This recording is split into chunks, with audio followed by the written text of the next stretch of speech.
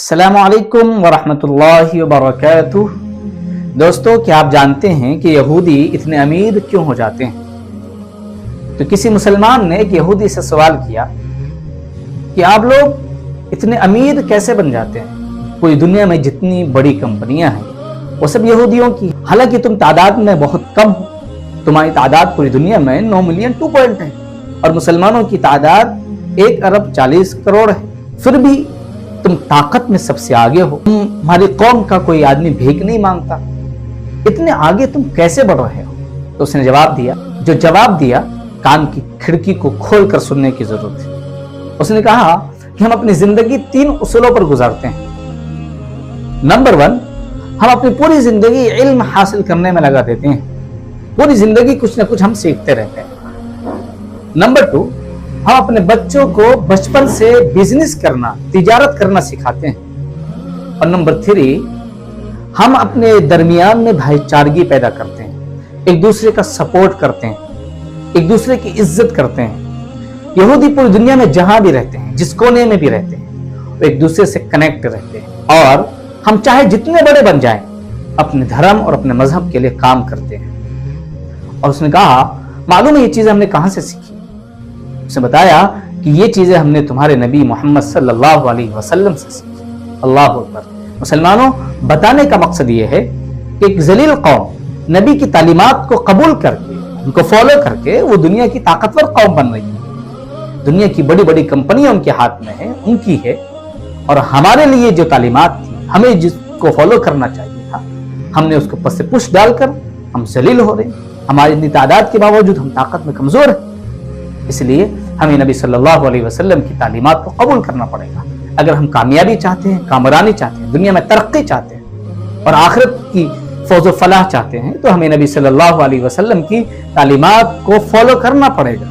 آپ کی سنت کو ہمیں اپنی زندگی میں داخل کرنا پڑے گا۔ ہم نے غیروں کے طریقے کو اپنی زندگی کا شیوا بنایا۔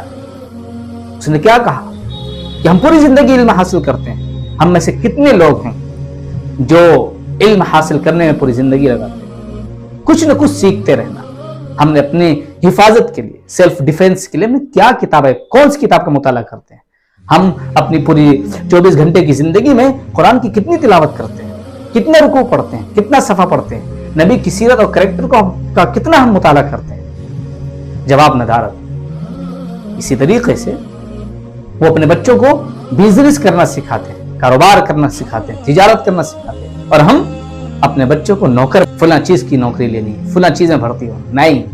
تجارت، کاروبار، تجارت نبی صلی اللہ علیہ وسلم کا سب سے پسندیدہ عمل ہے، اور تجارت کی روزی کی جو برکت ہے وہ کسی اور میں برکت نہیں ہے۔ اور تیسرے نمبر پر اس نے کیا کہا؟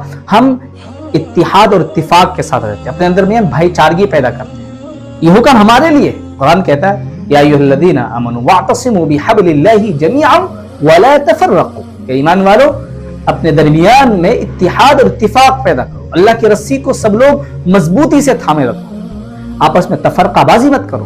اور ہم لوگ آپس میں تفرقہ بازی کرتے ہیں، اختلاف کرتے ہیں، کوئی مسلک کے نام پر تو کوئی برادری کے نام پر، کوئی کسی برادری کی وجہ سے اختلاف کرتا ہے تو کوئی کسی مسلک کی وجہ سے۔